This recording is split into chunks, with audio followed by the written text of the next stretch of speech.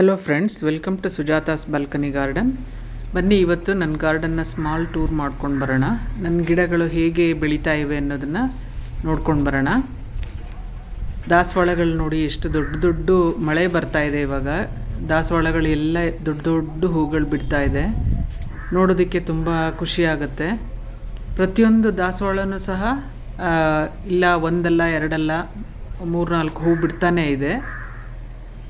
ಮೊಗ್ಗುಗಳು ಅಷ್ಟೇ, ಗಿಡ ತುಂಬ ಮೊಗ್ಗುಗಳಿದೆ.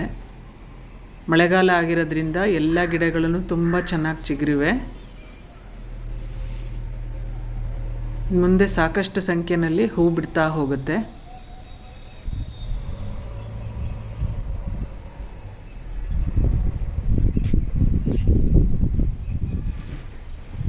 ನಾವು ಗಿಡಗಳನ್ನ ಹೈಬಿಸ್ಕಸ್ ಗಿಡಗಳನ್ನ ಯಾವಾಗಲೂ ಫೆಬ್ರವರಿ ಟು ಮಾರ್ಚ್ ಯಾವುದೇ ದಿನದಲ್ಲಾದ್ರೂ ನಾವು ಪ್ರೂನಿಂಗ್ ಮಾಡ್ಕೊಳ್ಬೋದು. ಆವಾಗ ಆಗಲಿಲ್ಲ ಅಂತ ಅಂದ್ರೂ ಸಹ ಯಾವಾಗಲೇ ಪ್ರೂನಿಂಗ್ ಮಾಡಿದ್ರೂ ಗಿಡಗಳ ಚಿಗುರಿ ಹೊಸದಾಗಿ ಹೂ ಬಿಡುತ್ತೆ. ನಾವು ಏನು ಗೊಬ್ಬರ ಕೊಡ್ತೀವಿ ಅದ್ರ ಮೇಲೆ ಡಿಪೆಂಡ್ ಆಗುತ್ತೆ ಹೂಗಳು ಬಿಡೋದು. ಸಾಮಾನ್ಯವಾಗಿ ಫೆಬ್ರವರಿಲಿ ಮಾಡ್ತಾರೆ ಅಂತ ಹೇಳ್ತಾರೆ. ಮಾಡಿಕೊಂಡ್ರೆ ತುಂಬ ಚೆನ್ನಾಗಿ ಇನ್ನೂ ಸಾಕಷ್ಟು ಸಂಖ್ಯೆಯಲ್ಲಿ ಹೂವುಗಳು ಬರುತ್ತೆ. ಕನಕಾಂಬರ ಗಿಡಗಳಿಗೂ ಅಷ್ಟೇ. ಇದು ನೋಡಿ ವಿಂಕಾ ಪ್ಲ್ಯಾಂಟ್. ಇದು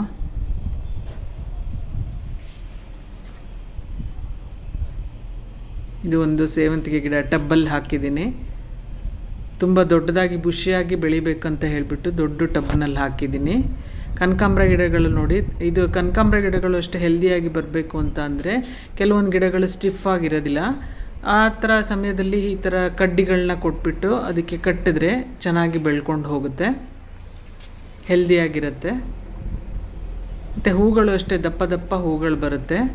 ಕನಕಾಂಬರಕ್ಕೂ ಅಷ್ಟೇ ನಾವು ವೀಕ್ಲಿ ಒನ್ಸ್ ಅಥವಾ ಮಂತ್ಲಿ ಒನ್ಸ್ ಯಾವುದಾದ್ರೂ ವೀಕ್ಲಿ ಒನ್ಸ್ ಲಿಕ್ವಿಡ್ ಫರ್ಟಿಲೈಸರ್ ಕೊಡ್ತಾ ಇರ್ಬೋದು, ಮಂತ್ಲಿ ಒನ್ಸ್ ಯಾವುದಾದ್ರೂ ಕಾಳು ಗೊಬ್ಬರ ಕೊಡ್ತಾ ಇರ್ಬೋದು.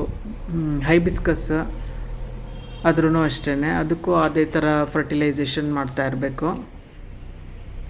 ಈ ಹೂ ನೋಡಿ ಎಷ್ಟು ದೊಡ್ಡ ದೊಡ್ಡ ಹೂಗಳು. ಎಷ್ಟೇ ಹೂಗಳು ಬಿಟ್ಟರು ಪ್ರತಿಯೊಂದು ಹೂವು ಅಷ್ಟೇ ದೊಡ್ಡದಾಗಿರುತ್ತೆ. ಇದರ ಸ್ಪೆಷಾಲಿಟಿ ಒಂಥರ ಅದೇ, ಚಿಕ್ಕ ಹೂಗಳು ಬರೋದೇ ಇಲ್ಲ. ಪ್ರತಿಯೊಂದು ಹೂಗಳೂ 10 ಹೂ ಬಿಡಲಿ 10 ಹೂವು ಇಷ್ಟು ದೊಡ್ಡದಾಗೇ ಇರುತ್ತೆ. ನೀವು ನೋಡ್ಬೋದು, ನಾನು ಪ್ರೂನಿಂಗ್ ಮಾಡಿ ಆದಮೇಲೆ ಒಂದು ದಿವಸ 50 ಫ್ಲವರಿಂಗ್ಸ್ ಆಗಿತ್ತು ಈ ಗಿಡದಲ್ಲೇ. ಅದೊಂದು ವಿಡಿಯೋ ಮಾಡಿದ್ದೀನಿ, ನೀವು ನೋಡಿರಬೇಕು ಅಂದ್ಕೊಳ್ತೀನಿ. ತುಂಬ ಚೆನ್ನಾಗಿ ಬಿಡುತ್ತೆ ಇದಂತೂ ಗಿಡ. ದೊಡ್ಡದು ನಾನು ಡ್ರಮ್ಮಲ್ಲಿ ಹಾಕಿರೋದ್ರಿಂದ ಇದು ತುಂಬ ಚೆನ್ನಾಗಿ ದೊಡ್ಡದಾಗಿ ಬೆಳ್ಕೊಂಡಿದೆ. ಸೊ ಫ್ಲವರಿಂಗ್ಸು ಅಷ್ಟೇ ತುಂಬ ಜಾಸ್ತಿ ಕೊಡುತ್ತೆ. ಇವಾಗಂತೂ ನನ್ನ ಗಾರ್ಡನಲ್ಲಿ ಹೈಬಿಸ್ಕಸ್ ಹೂಮಳೆನೇ ಸುರಿತಾ ಇದೆ. ಈ ಹೂಗಳ ಮಧ್ಯೆ ಕೂತ್ಕೊಂಡು ಚೇರ್ ಹಾಕ್ಕೊಂಡು ಕೂತ್ಕೊಂಡು ಸಮಯ ಕಳೆಯೋದಕ್ಕೆ ಬಹಳ ಚೆನ್ನಾಗಿರುತ್ತೆ. ನಮ್ಮ ಮನಸ್ಸಿನಲ್ಲಿ ಏನೇ ನೋವಿದ್ರೂ ಎಲ್ಲ ಮರ್ತು ಹೋಗುತ್ತೆ ಹೂಗಳು ನೋಡ್ತಾ ಇದ್ರೇ. ಸೇವಂತಿಗೆ ಗಿಡಗಳು ನೋಡಿ ಎಲ್ಲದನ್ನು ರೀಪಾಟ್ ಮಾಡಿದ್ದೀನಿ. ಎಲ್ಲ ಇವಾಗ ಮೊಗ್ಗುಗಳಾಗ್ತಾ ಇದೆ. ಇದಕ್ಕೂ ಅಷ್ಟೇ, ನಾವು ರೀಪಾಟ್ ಮಾಡಾದಮೇಲೆ ಈ ಒಂದು ಹಂತಕ್ಕೆ ಬಂದವಾಗ ಸ್ವಲ್ಪ ಹೊಸದಾಗಿ ಮಣ್ಣು ಮತ್ತು ಗೊಬ್ಬರನ ಕೊಟ್ಕೊಳ್ಬೇಕು. ಆವಾಗ ಇನ್ನೂ ಹೆಲ್ದಿಯಾಗಿ ಅದು ಬುಷಿಯಾಗಿ ಚಿಗುರೋದಕ್ಕೆ ಹೆಲ್ಪ್ ಆಗುತ್ತೆ. ಸಾಮಾನ್ಯವಾಗಿ ನಾವು ನೀರು ಹಾಕ್ತಾಯಿದ್ರೆ ಮಣ್ಣು ಕೆಳಗಡೆ ಹೋಗ್ತಾ ಇರುತ್ತೆ. ಅವಾಗ ಏನು ಮಾಡಬೇಕು, ಸ್ವಲ್ಪ ಹೊಸದಾಗಿ ಮಣ್ಣು ಮತ್ತು ಕಾಂಪೋಸ್ಟ್ ಮೆನ್ಯೂರ್ನ ನಾವು ಮಿಕ್ಸ್ ಮಾಡಿಬಿಟ್ಟು ಕೊಟ್ಟರೆ ತುಂಬ ಚೆನ್ನಾಗಿ ಫ್ಲವರಿಂಗ್ಸ್ ಆಗುತ್ತೆ. ಯಾವುದೇ ಪಾಟ್ ಆದರೂ ಅಷ್ಟೇ, ಹೈಬಿಸ್ಕಸ್ ಆದರೂ ಅಷ್ಟೇ, ಸೇವಂತಿಗೆ ಆದರೂ ಅಷ್ಟೇ, ಡೇಲಿಯಾ ಆದರೂ ಅಷ್ಟೇ, ನಾವು ಮೇಲಿಂದ ಸ್ವಲ್ಪ ಮಣ್ಣು ಯಾವಾಗ ಕಡಿಮೆ ಆಗುತ್ತೆ ಆವಾಗ ಹೊಸದಾಗಿ ಮಣ್ಣು ಕೊಟ್ಕೊಂಡ್ರೆ ಗಿಡಗಳು ಮತ್ತೆ ಹೊಸದಾಗಿ ಚಿಗುರಿ ಹೂ ಬಿಡೋದಕ್ಕೆ ಶುರುವಾಗುತ್ತೆ. ಕಂಟಿನ್ಯೂಸ್ ಫ್ಲವರಿಂಗ್ಸು ಆಗಲೇ ಇರುತ್ತೆ. ಪ್ರತಿಯೊಂದು ಹೈಬಿಸ್ಕಸ್ ಗಿಡನೂ ನೋಡಿ ಹೂ ಬಿಡ್ತಾ ಇದೆ. ಯಾವುದೇ ಗಿಡ, ಹೈಬಿಸ್ಕಸ್ ಗಿಡನೇ ಆಗಲಿ ಬೇರೆ ಯಾವುದೇ ಆಗಲಿ, ಹೂ ಬಿಡೋವಂಥ ಇದು ಸ್ಟಾಪ್ ಆದವಾಗ ಆ ರೆಂಬೆನ ಸ್ವಲ್ಪ ಕಟ್ ಮಾಡಿಬಿಡಬೇಕು. ಕಟ್ ಮಾಡಿ ನಾವು ಏನಾದರೂ ಒಂದು ಲಿಕ್ವಿಡ್ ಫರ್ಟಿಲೈಸರ್ ಆಗಲಿ ಇಲ್ಲ ಗ್ರ್ಯಾನ್ಯುಯಲ್ಸ್ ಆಗಲಿ ಕೊಟ್ಟರೆ ಅದು ಮತ್ತೆ ಚಿಗುರಿ ಅದೇ ಥರ ಹೂ ಬಿಡೋದಕ್ಕೆ ಶುರುವಾಗುತ್ತೆ. ಮತ್ತು ವೀಕ್ಲಿ ಒನ್ಸ್ ನಾವು ಮಣ್ಣನ್ನು ಲೂಸ್ ಮಾಡ್ತಾ ಇದ್ದರೆ ಗಿಡಗಳು ಬೇಗ ಬೇಗ ಬೆಳೆದು ಹೂ ಬಿಡ್ತಾ ಇರುತ್ತೆ. ಮಣ್ಣು ಹೈಬಿಸ್ಕಸ್ಸಲ್ಲಾಗಲಿ ಯಾವುದೇ ಗಿಡಗಳಲ್ಲಾಗಲಿ ಮಣ್ಣು ಲೂಸ್ ಆಗಿರಬೇಕು, ವೆಲ್ ಡ್ರೈನ್ಡ್ ವಾಟರ್ ಆಗಿರಬೇಕು. ನೀರು ನಿಂತ್ಕೊಂಡ್ರೆ ಗಿಡ ಮೇಲೆ ಬರಲ್ಲ. ಇದು ನೋಡಿ ದುಂಡು ಮಲ್ಲಿಗೆ ಗಿಡ ಹೂ ಬಿಟ್ಟು ಆಲ್ರೆಡಿ ಮುಗೀತಾ ಇದೆ, ತುಂಬ ದೊಡ್ಡದಾಗಿದೆ.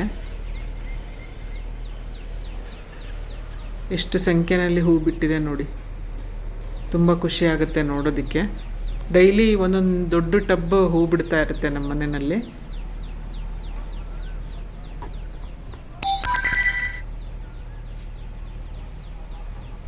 ಹೈಬಿಸ್ಕಸ್ಗೆ ಅಂತ ನಾವು ಜಾಸ್ತಿ ಏನು ಟೈಮ್ ಸ್ಪೆಂಡ್ ಮಾಡಬೇಕಾಗಿಲ್ಲ. ವಾರದಲ್ಲಿ 2 ದಿವಸ ಅದಕ್ಕೆ ಅಂತ ಮೀಸಲಿಟ್ಕೊಂಡು ಸ್ಯಾಟರ್ಡೇ ಅಂತ ಇಟ್ಕೊಂಡ್ರೆ ನಾವು ಸ್ಯಾಟರ್ಡೇ ಎಲ್ಲ ಗಿಡಗಳನ್ನೂ ಸಾಯಿಲ್ ಲೂಸ್ ಮಾಡ್ಕೊಳ್ಬೇಕು.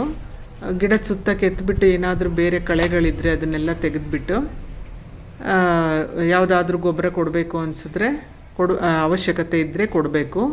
ಇಲ್ಲ ಅಂತ ಅಂದರೆ ನೆಕ್ಸ್ಟ್ ಡೇ ನಾವು ನೀಮ್ ಆಯಿಲ್ ಸ್ಪ್ರೇ ಮಾಡಲೇಬೇಕು. ಸಂಡೇನ ನೀಮ್ ಆಯಿಲ್ ಸ್ಪ್ರೇ ಮಾಡೋದಕ್ಕೆ ಅಂತಲೇ ಇಟ್ಕೊಳ್ಬೇಕು. Every week neem oil spray must and should ಮಾಡಲೇಬೇಕು. ಯಾಕೆ ಅಂತ ಅಂದರೆ ಈ ಯಾವುದೇ ಗಿಡಗಳಿಗಾಗಲಿ ಮಿಲಿಬಗ್ಸ್ ಮತ್ತು ಅಪಿಡ್ಸ್ ಆ ಥರ ರೋಗಗಳು ಬೇಗ ಅಟ್ಯಾಕ್ ಆಗುತ್ತೆ. ಅವೆಲ್ಲ ಎಲೆಗಳ ಸಂದಿನೇ ಇರುತ್ತೆ, ನಾವು ಹೋಗಿರುತ್ತೆ ಅಂದ್ಕೊಳ್ತೀವಿ ಆದರೆ ಹೋಗಿರಲ್ಲ. ಸೊ ಅಂಥ ಸಮಯದಲ್ಲಿ ನಾವು ಎವ್ರಿ ವೀಕ್ ಮಾಡ್ತಾಯಿದ್ರೆ ರೋಗ ಹತ್ರನೂ ಬರಲ್ಲ. ನೀವು 1 ವಾರ ಬಿಡ್ತು ಅಂದರೆ ನೋಡಿ ಮಿಲಿಬಗ್ಸ್ ಅಲ್ಲಿ ಬಂದುಬಿಟ್ಟಿರುತ್ತೆ. ಆವಾಗ ಮಾತ್ರ ಈ ಥರ ಹೆಲ್ದಿಯಾಗಿ ಗಿಡಗಳು ಬರೋದಕ್ಕಾಗೋದು. ಡೇಲಿಯಾ ಗಿಡಕ್ಕೂ ಅಷ್ಟೇ ನೀಮ್ ಆಯಿಲ್ ಸ್ಪ್ರೇ ಮಾಡಿದ್ರೆ ತುಂಬ ಚೆನ್ನಾಗಿ ಫ್ಲವರಿಂಗ್ಸ್ ಆಗುತ್ತೆ, ರೋಗ ಬರೋದಿಲ್ಲ. ಇದು ಜಾಸ್ತಿ ಹೂ ಬಿಟ್ಟಿರೋದ್ರಿಂದ ಹೂವಿನ ಸೈಜ್ ಕಡಿಮೆ ಇದೆ. ನಾವು 1-2 ಬಿಡ್ತೀವಿ ಹೂ ಬಿಡೋದಕ್ಕೆ ಬಿಡ್ತೀವಿ ಅಂದರೆ ದೊಡ್ಡದಾಗಿ ಬರುತ್ತೆ. ನಾನು ಜಾಸ್ತಿ ಬಿಡಲಿ ಅಂತ ಕಟ್ ಮಾಡೋದಕ್ಕೆ ಹೋಗಿಲ್ಲ.